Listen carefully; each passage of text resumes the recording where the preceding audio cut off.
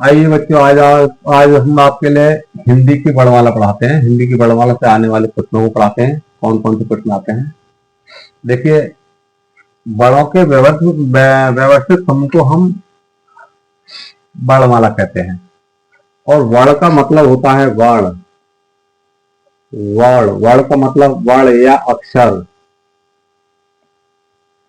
अक्षर इसका मतलब होता है कभी ना मिटने वाला। कभी ना मिटने वाला। कभी ना मिटने वाला अर्थात जिसके टुकड़े ना किए जा सके उसे हम वर्ण कहते हैं। देखिए, वर्ण दो तरह के होते हैं। स्वर, इन्हें दो वर्गों में बांटा जाता है। नीचे वालों को कहा जाता है व्यंजन। व्यंजन। पहले हम स्वरों की बात करते हैं। स्वर कितने होते हैं और स्वरों के कहां कहां से स्वरों के सवाल बनते हैं। स्वरों की संख्या वैसे इसमें दिखाई गई है 13। वह लेकिन जो दो हमारे आखिर वाले हैं, छोटा अंग और बड़े अंग के नाम से भी जानते हैं। ऐसे हम बच्चों को ज्यादातर यही पढ़ाते हैं, छोटा अंग बड़ा अंग। लेकिन ये हमारे स्वर नहीं कहलाते। स्वरों की संख्या मात्र होती है 11। कितनी होती है? स्वर होते हैं 11। इनमें 4 हमारे मूल स्वर होते हैं। मूल स्वर। मूल स्वर बराबर कितने होते हैं? 4। कौन कौन से होते हैं वो 4? छोटा आ, छोटी ई, छोटा ऊ और री मूल स्वर कहलाते हैं। इन मूल स्वरों से मिलकर बनते हैं कुछ स्वर, जिन्हें हम कहते हैं, क्या कहते हैं? मिश्र स्वर। क्या कहते हैं? इन्हें हम कहते हैं संयुक्त स्वर। ये मिश्र स्वर या संयुक्त स्वर। संयुक्त संयुक्त स्वर। संयुक्त स्वर में देखिए कौन कौन से होते हैं। जैसे हमारा, एक बार बना के दिखा दें आपको कैसे कैसे करेंगे। छोटा आ प्लस ई को अगर हम मिला दें तो क्या बनेगा? ए। अच्छा, छोटा आ और ए को मिला दें तो क्या बनता है? ए। और छोटा आ और ऊ को मिला दें तो क्या बनेगा? ओ। और छोटा आ और ओ को मिला दें तो क्या बनेगा? ओ। वैसे हम बोल के देख लें तो बोलने में बड़े आसानी से समझ में आ जाते हैं। आ और ई को मिला पड़ा आए। एक ही आवाज निकलेगी, एक दो बार कोशिश करेंगे तो। आ और ए को मिला के पढ़े आए आए, ए की आवाज निकलेगी। आ और ऊ को मिला पढ़ेंगे तो ओ की आवाज निकलेगी। और आ और ओ को मिला पढ़ेंगे तो ओ की आवाज निकलेगी। तो ये हमारे होते हैं मिश्र स्वर। क्या कहलाते हैं? संयुक्त स्वर। मिश्र या संयुक्त स्वर। इनकी संख्या होती है 4। ए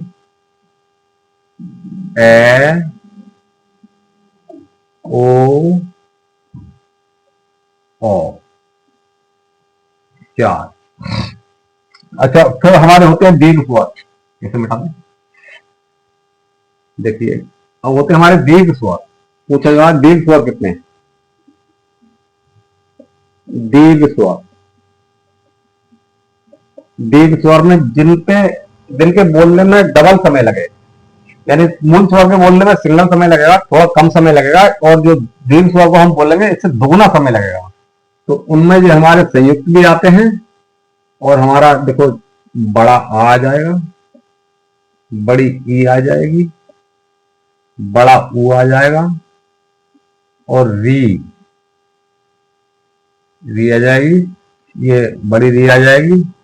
ए आता है, ए आता है, ओ आता है और ओ आता है। कितनी संख्या हुई उनकी?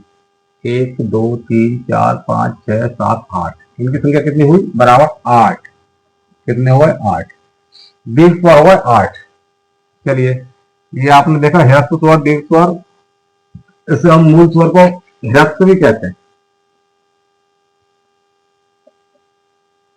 ह्रस्व भी कहते हैं।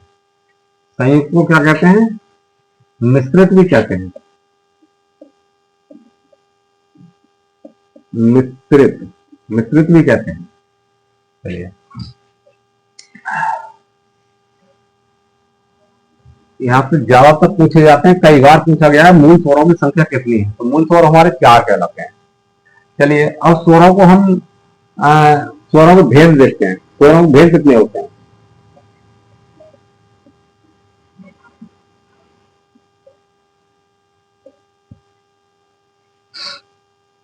स्वरों के भेद, एक दिन ह्रस्व स्वर हमने पढ़ लिया, दीर्घ हमने पढ़ लिया, और प्लुप्त हमने पढ़ लिया। प्लुप्त स्वर, प्लुप्त हमारा बचा है। स्वरों के भेद में पैसे भेद तो यही हो गए हमारे,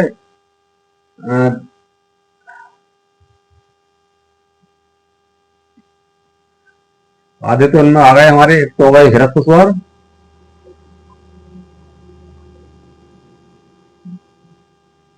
ह्रस्व स्वर या मूल स्वर,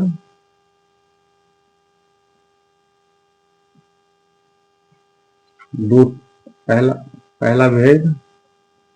अच्छा, और दूसरा वाला हो गया हमारा दीर्घ स्वर,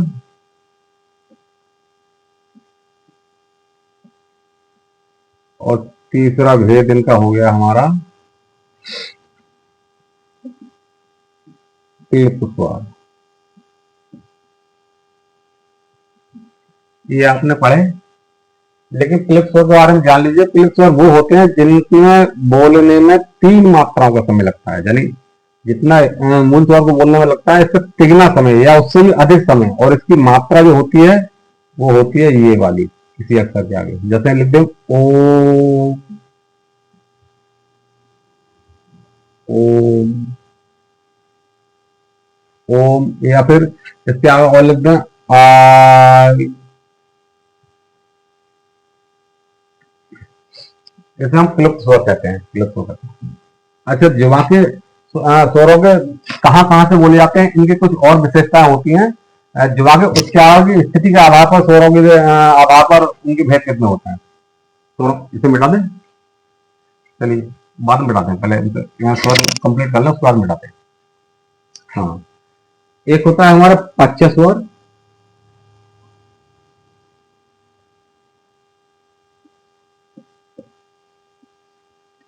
पाच्य स्वर। पाच्य स्वर वे स्वर होते हैं जो जुबान के पिछले हिस्से से बोले जाते हैं, पिछले हिस्से से बोले जाते हैं। इनकी संख्या होती है, देखिए कौन कौन से होते हैं ये। बड़ा आ, बड़ा आ, छोटा ऊ, बड़ा ऊ, और छोटा ओ और बड़ा ओ, छोटा ओ और बड़ा ओ, पच्चीस स्वर ये जुबान के पिछले हिस्से से बोले जाते हैं। एक होते हैं मध्य स्वर, मध्य स्वर। मध्य स्वर में केवल आता है हमारा छोटा आ, मध्य स्वर। एक होते हैं अग्र स्वर जो जुबान के अगले हिस्से से बोले जाते हैं, अग्र स्वर। अग्र स्वर कहां से बोले जाते हैं, जुबान के अगले हिस्से से। इन्हें देखिए कौन कौन से होते हैं, छोटी ई, बड़ी ई, वी, वी, ए। अच्छा, ये तो हमारे पूछा जाए पच्चीस स्वर कौन से होते हैं, बड़ा आ, बड़ा आ, और छोटा ऊ, बड़ा ऊ, छोटा ओ, बड़ा ओ। मध्य स्वर छोटा आ, और अग्र स्वर छोटी ई, बड़ी ई, वी, ए। अच्छा, ये हमारे स्वर कंप्लीट होते हैं। चलिए अब हम चलते हैं व्यंजनों की तरफ। ऐसे मिटा दें।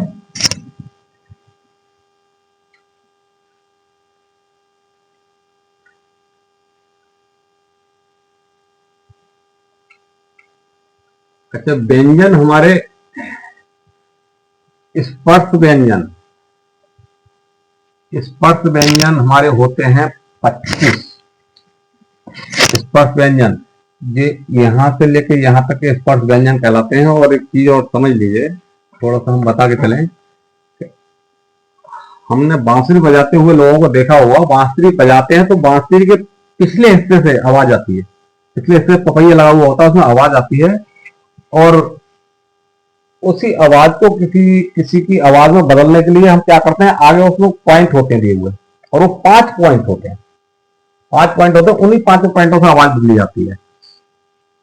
जो शादी विवाह में बाजा बजाते हैं उसमें भी यही 5 बटन होते हैं। हारमोनियम बजाते हैं उसमें भी 5 बटनों का ही खेल होता है। 5 बटनों से वो चीज अलग है, उसमें बटन बहुत होते हैं, लेकिन 5 बटन से अगले 5 बजाएंगे, पहले 5 तो आवाज भारी निकलेगी, अगले 5 बजाएंगे तो आवाज हल्की निकलेगी और पतली होगी, उससे और आगे बढ़ाएंगे तो और पतली होगी। आवाज पतली होती चली जाएगी, लेकिन बटन 5 ही है, 5 ही बटनों का खेल होता है। ठीक ऐसी हमारी हमारे बोलने में ये 5 ही पॉइंट हमारे काम आते हैं। हम एक छोटी सी इमेज बनाते हैं, एक इमेज बनाते हैं छोटी सी। ये हमारा मुंह का हिस्सा है, कुछ इस तरह से हमने इमेज बनाई। चलिए, यहां हमारा हो गया कंठ। क्या हो गया?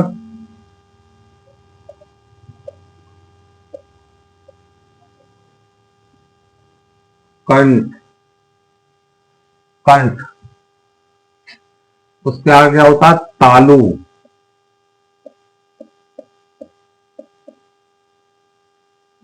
इसके आगे क्या होता है? मूधा।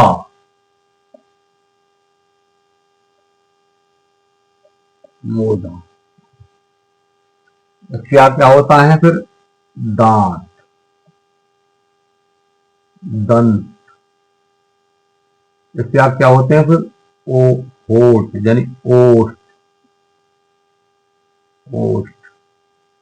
देखिए, ठीक इसी क्रम में हमारे आवाज गले से नीचे से निकलती है, तो कुछ शब्दों को बोलने के लिए हमारे कंठ पर दबाव पड़ता है, हवा हमारे कंठ पर टकराती है, तब वो शब्द निकलते हैं, उन्हें हम कंठ कहते हैं। कुछ शब्दों को बोलने के लिए, कुछ वर्णों को बोलने के लिए हमारे आगे तालू से हवा टकराती है, उसे हम तालव्य कहते हैं। कुछ शब्दों को बोलने के लिए हवा हमारे ऊपर मूर्धा, यानी मूर्धा टकराती है, तो उसे हम मूर्धा कहते हैं। और कुछ बाणों को बोलने के लिए हवा हमारे दांत से टकराती है, हमारे दांत में प्रेशर पड़ता है, उन्हें हम दंत कहते हैं। और कुछ अंगों को बोलने के लिए, कुछ बाणों को बोलने के लिए हवा हमारे होठों से टकराती है, उन्हें हम ओष्ठ कहते हैं। अब इसी क्रम में देखिए, इसी क्रम में थोड़ा आगे बढ़ते हैं। जब हम पहली लाइन लेंगे, इस तरह से व्यवस्थित व्यवस्थित तरीके से बना गया है बड़वाला को, कि बड़ी आसानी से हम इसे याद कर सकते हैं। जैसे पहली लाइन है हमारी कंठ, अरे डा बन जाता है कंठ। पहली लाइन, का वाली लाइन को आप बोल के देख लीजिए। का वाली लाइन को जब आप बोलेंगे पूरी, का, खा, गा, घा, आवाज हमारे कंठ से टकराती है, कंठ से निकलती है। यानी जो हवा का प्रेशर है, जो वायु का प्रेशर है, वो हमारे कंठ पे पड़ता है। तो इस पूरी लाइन को हम कंठ से बोला जाता है। और उसमें कुछ स्वर भी हमारे ऐसे हैं जो कंठ से बोले जाते हैं। इनमें है आ, और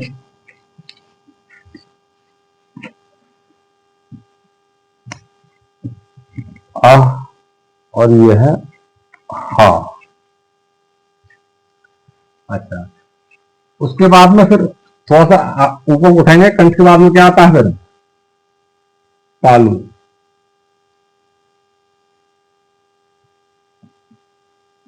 फिर हमारे तालु से टकराती है, तालु से टकराएगी तो तालु से आप क्या क्या वाली पूरी लाइन को बोलिए, तालु से आवाज आएगी। चा, छा, जा, झा, ना, ना। तालु से आवाज आएगी। और कुछ इसमें शब्द होते हैं, कुछ वर्ड होते हैं ई,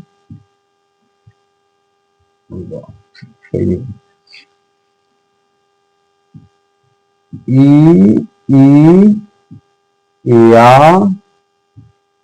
और शा, या और शा। चलिए, तालु। और फिर उसके बाद में तालु के बाद में, ये तालु से बोलने वाले वर्ड हैं, और तालु के बाद में फिर अगला और बढ़ाएंगे, तालु के बाद में फिर कहाँ टकराई है, वो हमने इमेज मिटा दी, मिटानी चाहिए थी, मिटानी चाहिए थी। चलिए यहाँ हम तालु से बोल रहे थे, तालु, दंत और ओष्ठ, ओष्ठ और मूर्ध, मूर्ध और कंठ।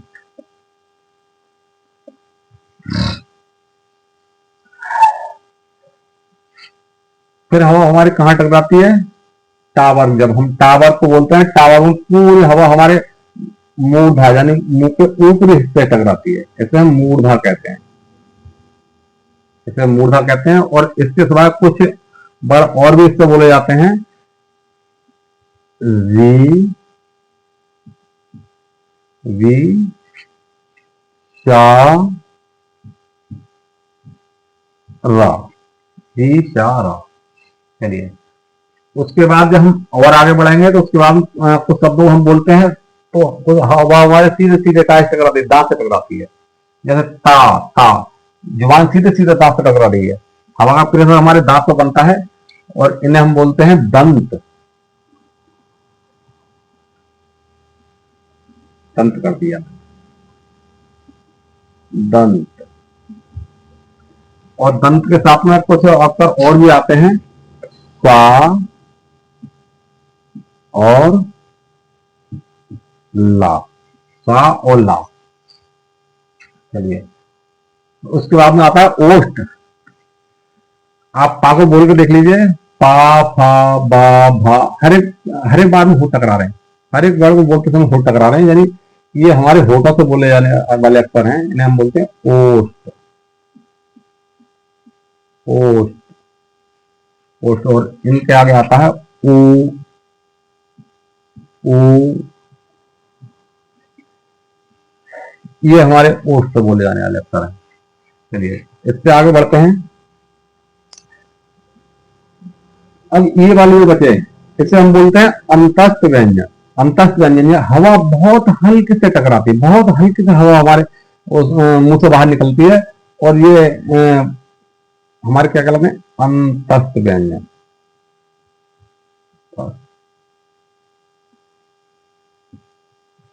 अंतस्थ व्यंजन।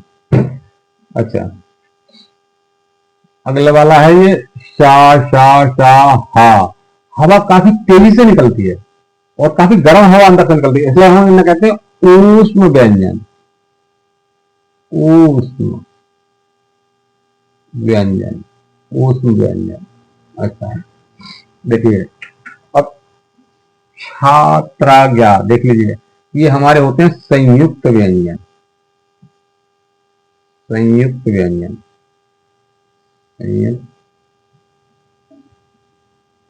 संयुक्त व्यंजन। ये किसे किसे मिला के बनते हैं, थोड़ा सा क्लियर करते हैं।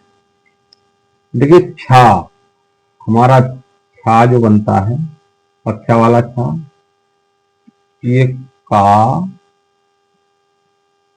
आधा का प्लस शा, आधा का प्लस आ, फिर त्रा, त्रा देख लीजिए, त्रा, आधा ता प्लस आधा रा और प्लस आ, फिर ज्ञा देख लीजिए, ज्ञा,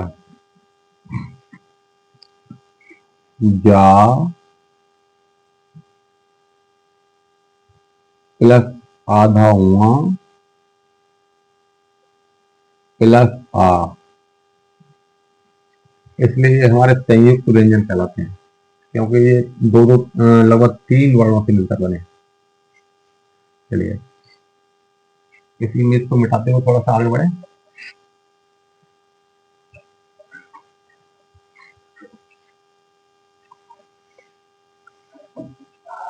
अच्छा अब देख ले, इनमें कुछ जो क्या वाले जो हमारे 4 अक्षर हैं, बहुत पूछे जाते हैं, इन्हें याद कर लिए विशेष रूप से। इन्हें क्या कहते हैं? संघर्षी, संघर्षी व्यंजन, संघर्षी स्पर्श व्यंजन, स्पर्श व्यंजन, संघर्षी स्पर्श व्यंजन कहलाते हैं और बहुत पूछे जाते हैं। ये स्पर्श व्यंजन तो यहाँ तक कहलाते हैं सारे, ये यहाँ तक स्पर्श व्यंजन कहलाएंगे ये वाले, लेकिन ये स्पेशल रूप से संघर्षी स्पर्श व्यंजन कहलाते हैं और कई बार पूछे जाते हैं, बार बार पूछे जाते हैं। चलिए, इनमें कुछ कुछ के नाम अलग अलग हैं, अलग अलग नामों से कुछ व्यंजन जाने जाते हैं, जैसे दंत मूल व्यंजन, दंत मूल, दंत मूल हम किसे कहेंगे? रा और ला, दंत मूल के नाम से जाने जाते हैं। अच्छा, दंतोष्ठ व्यंजन, दंतोष्ठ व्यंजन, दंतोष्ठ व्यंजन, दंतोष्ठ व्यंजन के नाम से बा जाना जाता है। अच्छा, बा और या को एक और समझ लीजिए, बा और या हमारे अर्ध स्वर में भी आते हैं, इन्हें अर्ध स्वर भी कहते हैं। बा और या को अर्ध स्वर कहते हैं, जैसे ऊ प्लस आ मिला के बनता है उआ, उआ, उआ। 2-3 बार बोल लीजिए, वाह निकल आएगा मुंह से, उआ, उआ। अच्छा, ई प्लस आ, 2-3 बार बोली, या आ गया, सीधा सीधा या बोला जाएगा, इसलिए इनसे मिलकर बनते हैं, अर्ध स्वर भी कहते हैं इसलिए। लेकिन ये व्यंजनों में ही गिने जाते हैं, ये व्यंजनों में ही गिने जाते हैं। थोड़ा ऊपर लिख गया, मैं नीचे लिखता हूं उसे। ऊ प्लस आ,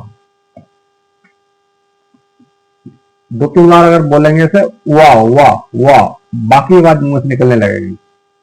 अच्छा, ई प्लस आ, 2-3 बार बोलेंगे तो या की आवाज, या की आवाज निकलने लगेगी, इसलिए हम इन्हें अर्ध स्वर भी कहते हैं, लेकिन ये व्यंजनों में ही गिने जाते हैं। चलिए लिखे रहने दो अभी। अच्छा, कंठोष्ठ, कंठ तालु, पहले कंठ तालु, कंठ तालु, हाँ कंठ तालु, कंठ तालु में आते हैं हमारे ए और ए। अच्छा, कंठोष्ठ, कंठोष्ठ, कंठोष्ठ यानी कंठ की सहायता भी लेते हैं और होठों की सहायता भी लेते हैं, कंठ की सहायता भी और होठों की सहायता भी लेते हैं। इन्हें बोलते हैं ओ, ओ। इन्हें बोलते हैं हमारे होठ भी गोल हो जाते हैं और आवाज कंठ से निकलती है। इन्हें बोलते हैं कंठ तालु, कंठ की भी सहायता होती है और तालु की भी सहायता होती है। दंतोष्ठ, दंत व्यंजन, दंतोष्ठ होगा, दंतोष्ठ, दंतोष्ठ,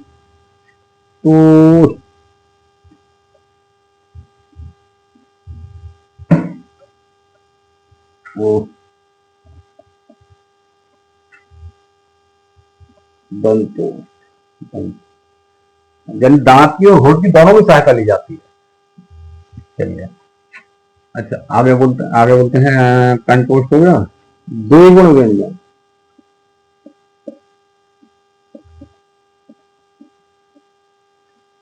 द्विगुण व्यंजन, द्विगुण व्यंजन में कौन कौन से आते हैं?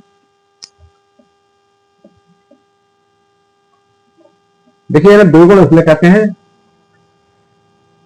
ये गिने जाते हैं, व्यंजन में गिने जाते हैं और इनकी जो इन्हें केवल एक के रूप में देखा जाता है, लेकिन जब हम छंद पढ़ेंगे तो छंदों में इनकी 2 मात्राएं कौन होती हैं, इनमें 2 गुण पाए जाते हैं। छंद जब आगे पढ़ेंगे, छंदों में पता लगेगा इसकी 2 मात्रा होती है, यानी पढ़ने में ये उत्क्षिप्त होते हैं और गुण इनमें 2 पाए जाते हैं। अच्छा, पार्थ पार्थ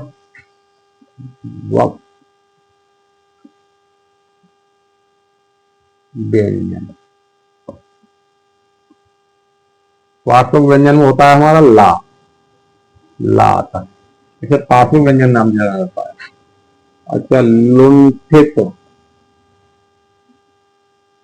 लुंठित बाण, लुंठित व्यंजन का दो या बाण कहते हैं, लुंठित व्यंजन। रा को जाना जाता है, रा को जाना जाता है। तो ये तो इनकी विशेषताएं हो गई। यहां से ही सवाल आने की संभावना है, इससे आगे सवाल नहीं आ पाते हैं। चलिए इससे आगे थोड़ा सा और पढ़ते हैं। इनमें घोष, अघोष, अल्पप्राण और महाप्राण को और देख लेते हैं थोड़ा सा। देखिए अघोष, अघोष वो वर्ण जिनके बोलने पर बहुत हल्की सी घटन होता है, बहुत हल्का घटन होता है हमारे मुंह के अंदर, उन्हें अघोष कहते हैं। अघोष, अघोष में हमारे कौन कौन से वर्ण आएंगे? जो हमारे पंचम वर्ण हैं, यहां से यहां तक ले लीजिए, इन्हें हम स्पर्श व्यंजन के नाम से जानते हैं ये वाले पूरे। तो इनमें अघोष में पहला वर्ण और दूसरा वर्ण प्लस शा, शा और शा, तीनों शा आ जाते हैं। यानी यहां से अगर मैं खींच लूं, चलिए पहला वर्ण, दूसरा वर्ण और ये वाले, और तीनों सहाई वाले एक ही तरफ लो, तीनों सा ये वाले अघोष कहलाएंगे। अच्छा सघोष, सघोष वो जिनके बोलने में ज्यादा घटना होता है हमारे मुंह में, उन्हें हम सघोष कहते हैं। अब देखिए पहला दूसरा आ गया, उसके बाद बचा क्या? पहला दूसरा वर्ण, ये पहला वर्ण हो गया, ये पहले वर्ण की लाइन हो गई और ये दूसरी लाइन हो गई, ठीक है। अब बचा हमारा तीसरा, चौथा और पांचवा। तो हमारा तीसरा, चौथा और पांचवा वर्ण कौन सा? स्पर्श व्यंजन की बात कर रहे हैं, खाली इन 5 लाइनों की बात कर रहे हैं, ठीक है। और प्लस इसके साथ में क्या होता है? हा, हाय और या, रा, ला, वा, यारा, ला, वा और प्लस 11 स्वर,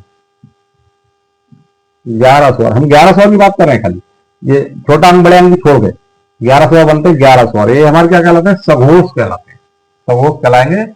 और अघोष कौन से कहलाएंगे?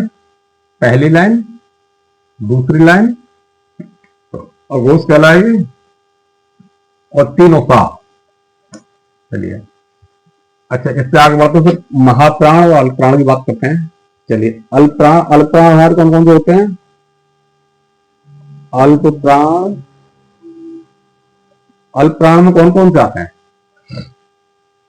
अल्पप्राण में देख लीजिए, अल्पप्राण का मतलब होता है यानी बहुत कम हवा हमारे मुंह से बाहर निकलती है, इन्हें बोलने में बहुत कम हवा बाहर निकलती है, इसलिए अल्पप्राण कहते हैं। जिन्हें बोलने में ज्यादा हवा मुंह से बाहर निकलती है उन्हें महाप्राण कहते हैं। प्राण का मतलब होता है वायु, ठीक है। क्या होता है? चलिए अल्पप्राण में हमारे अल्पप्राण में अगर एक यानी पहली लाइन, इन लाइनों का पहला अक्षर और उसके बाद तीसरा और पांचवा, यानी पहला, तीसरा और पांचवा, ये वाली लाइन पूरी क्या कहलाएगी? अल्पप्राण। और इनके साथ में अल्पप्राण में क्या जुड़ जाता है? प्लस या,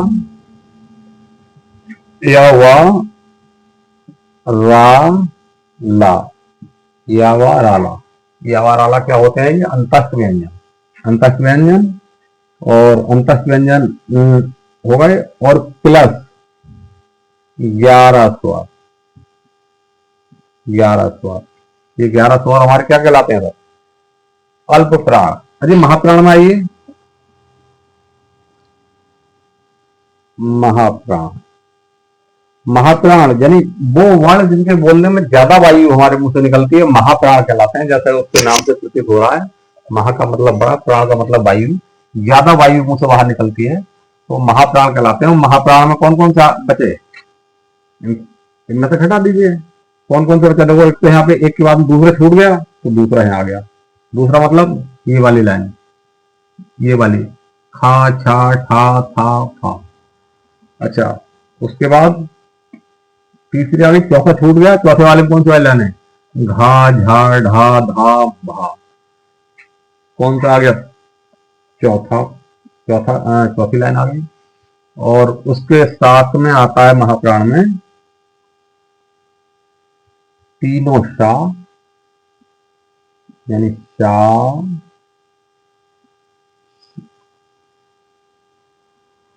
शा, शा और हा, ये महाप्राण कहलाते हैं। और एक चीज और देखते रहिए, एक थोड़ा सा मिस हो गया बीच में, ये जो पांचों अक्षर हैं, ये वाले आखिरी वाले, ये अनुनासिक कहलाते हैं। अनुनासिक इन्हें भी कहते हैं। अनुनासिक ये भी होता है, छोटा अन, ये अनुनासिक भी कहलाते हैं। और चलिए यहां तक क्लियर हुआ। अरे एक चीज और थोड़ा सा देख लें, कुछ वर्णों को बोलते समय हम ज्यादा ताकत लगानी पड़ती है, कुछ को बड़ी आसानी से बोल लेते हैं। जिन्हें ज्यादा ताकत लगानी पड़ती है उन्हें कठोर वर्ण कहते हैं। उन्हें क्या कहते हैं? कठोर वर्ण कहते हैं। और जिन्हें कम ताकत लगानी पड़ती है उन्हें शिथिल वर्ण कहते हैं। कठोर वर्ण में कौन कौन से आएंगे? कठोर वर्ण में देखिए, कठोर वर्ण में एक तो हमारे यहां पे लिखते हैं,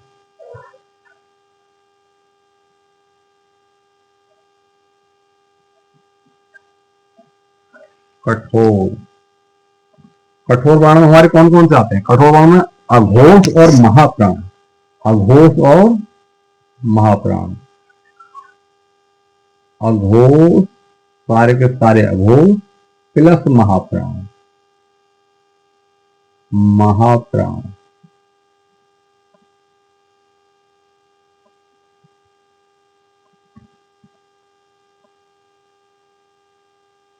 महाप्राण ये कठोर वर्ण आते हैं, यानी इन्हें बोलने में ज्यादा ताकत लगानी पड़ती है, ये कठोर कहलाते हैं। और शिथिल वर्ण, जो शिथिल होते हैं, बड़ी आसानी से बोले जाते हैं।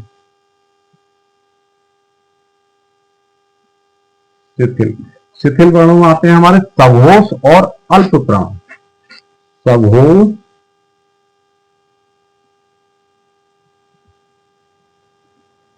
सघोष प्लस अल्प प्राण, अल्प प्राण। इतने याद कर लीजिए। यूपी टेट हो, सी टेट हो, कोई सी टाइप की परीक्षा हो, कम से कम 1 से 2 क्वेश्चन आना अनिवार्य है। हर एक परीक्षा में 1 से 2 आते ही हैं। बस आज के लिए बढ़वाना इतना ही। नमस्कार।